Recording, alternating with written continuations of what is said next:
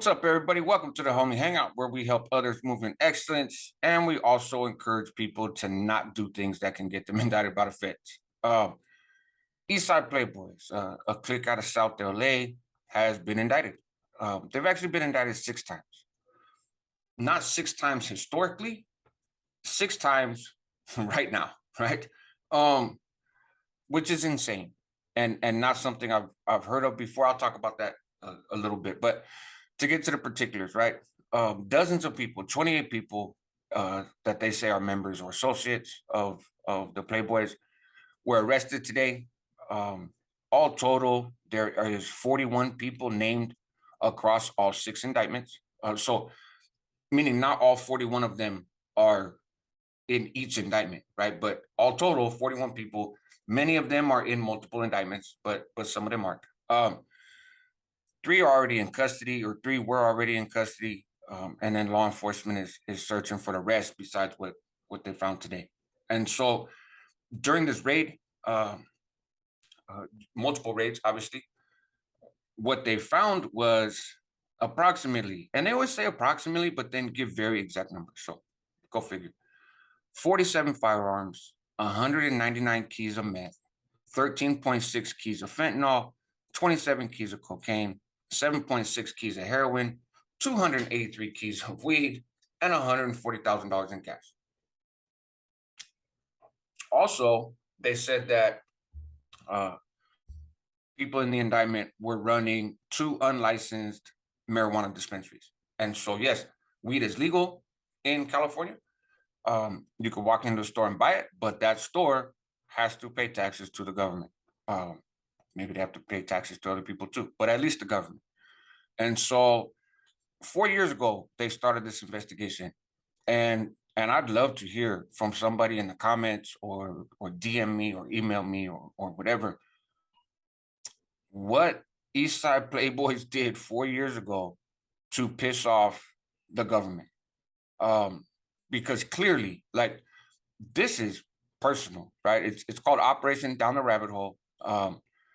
And so, mocking their name, right? Because that's what the feds do. And they must have made somebody really, really mad, right?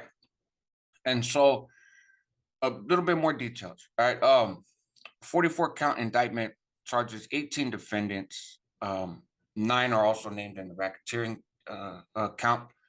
And so multiple people are named in a Hobbs Act conspiracy and robbery. The Hobbs Act is a federal law that says that you can't do robbery or extortion that impacts interstate commerce, right? So what specific acts were done, we don't know yet. We'll find out soon. A lead defendant in the RICO indictment is Eliseo Luna, 47, of South LA, who acted as overall shot caller according to the government. And according to the indictment, Luna went by the nicknames Chilo, Crazy, Toca, and El Abogado. He's gonna need an abogado now, right? Lawyer, for those that don't know. And they say that he oversaw the drug trafficking activities and the rest of their leadership and membership and all kinds of stuff, right? Authorized assault and murder of people that were in bad standing with the Playboys, yada, yada, yada. So it's 110 pages. The 110-page RICO indictment alleges that 4 of the defendants participated in a March 2020 home invasion robbery of a marijuana dealer at a residence in Woodland Hills. In a subsequent conversation with Luna that's outlined in the indictment, one of the alleged robbers described the home invasion robbery, including how they tied up the victims, how they stole $50,000 in cash, 10 pounds of weed, and then how they got in a shootout with the homeowner or the victim, if you want to say. And one of their homeboys, one of the Playboys dudes, got shot.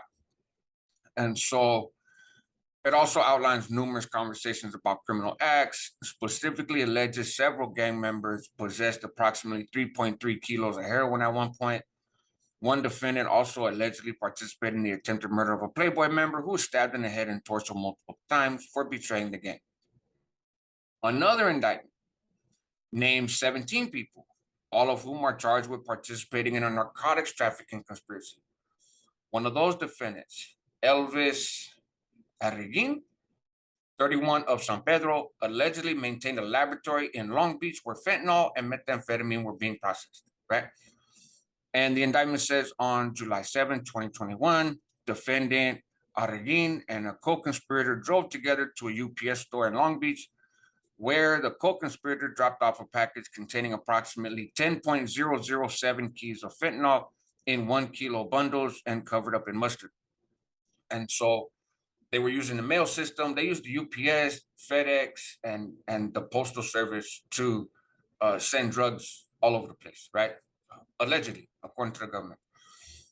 Another indictment says that 4 defendants participated in a scheme to distribute meth, heroin, cocaine, and fentanyl. The lead defendant in that case is this dude, Francisco Soria, 29, of South LA, alleged member of a clique in Watts that has close ties to Playboys. He's charged with possessing with intent to distribute 12 ounces of fentanyl, 20 ounces of heroin, and more than an ounce of meth. Soria also allegedly possessed 2 firearms, one of which was a 9mm ghost gun in furtherance of drug trafficking. Ghost guns is it's a buzzword now, right? So you're going to hear that a lot. You know, the government likes to point that out. The other 3 indictments unsealed today charge individual defendants with drug trafficking offenses, including Rene Paul Romero, aka Capone, 45-year-old out of Whittier, who allegedly knowingly distributed 436 grams, nearly 1 pound, of methamphetamine, right? And so they all got arraigned today in court in downtown LA, right? RICO and Conspiracy Act robbery charges carry a statutory maximum of up to 20 years in prison. And then, of course, the drug crimes and the gun crimes and that kind of stuff have various sentences. So there's that part. And as more comes out, right, I'll share with you guys. I should be getting the actual indictment and you know, read through all of that pretty soon. So I've worked on a lot of cases. I've worked with defendants on RICO cases. I've never heard of 6 indictments on a group at the same time. Normally what will happen is a group gets indicted, and then there might be what they call a superseding indictment. There might be a follow-up indictment, you know, so they snatch everybody up, they get indicted, and then people start flipping, right? People start telling, and then they learn of other crimes, right? Or they don't normally learn of other crimes, but they get enough evidence of other crimes to be able to indict more people or to enhance the charges against people that have already been indicted, right? That happens pretty often, actually. But I've never heard of, which doesn't mean it hasn't happened, I just never heard of it, a group indicted 6 times at once. And so the reason would be that you have the Playboys, right? You have East Side Playboys, and so they're indicted as a group. But it sounds like you also had kind of not subsets in a gang sense, right? But crews or teams under that umbrella of the Playboys, or at least one person being under the umbrella of the Playboys, and maybe other people weren't. That, for example, trafficked in drugs, or trafficked in guns, or you know, handed out discipline to fellow members, right? It could be like, again, you know, say I'm a part of this clique, right? But I have my own connections, right? I'm linked up with these dudes that run these unlicensed weed shops, right? Or I'm mailing drugs to a circle of people in Iowa. You know what I mean? So I'm indicted as a Playboys member, but I'm also now the lead defendant in this other indictment just about this drug trafficking thing, right? And then this other group over here, maybe 1 or 2 of them are Playboys, the other ones aren't, and they're out robbing people or doing whatever, you know. So that's the only thing I could think of. That's what I expect to see in actually reading all the indictments is that type of relationship. But man, like I said, they really pissed somebody off. They really pissed somebody off. So that's it, man. That's it for now. I will follow up with you guys when I learn more. Shout out to homeboy that gave me a call and gave me the heads up on this. And yeah, man, help others move in excellence. That's what homies do. Help yourself at the same time because you're worth it, and help your community because they need you. And don't get indicted, man. Rico strikes again. Not Rico too smooth, not Rico suave, Rico fed.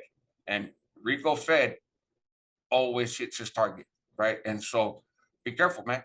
It's not worth it. I don't think it's worth it. If you think it's worth it, then have at it. And when you go to the feds, call me and we can have I could do a video on it. That'd be dope. Anyways, take care, guys.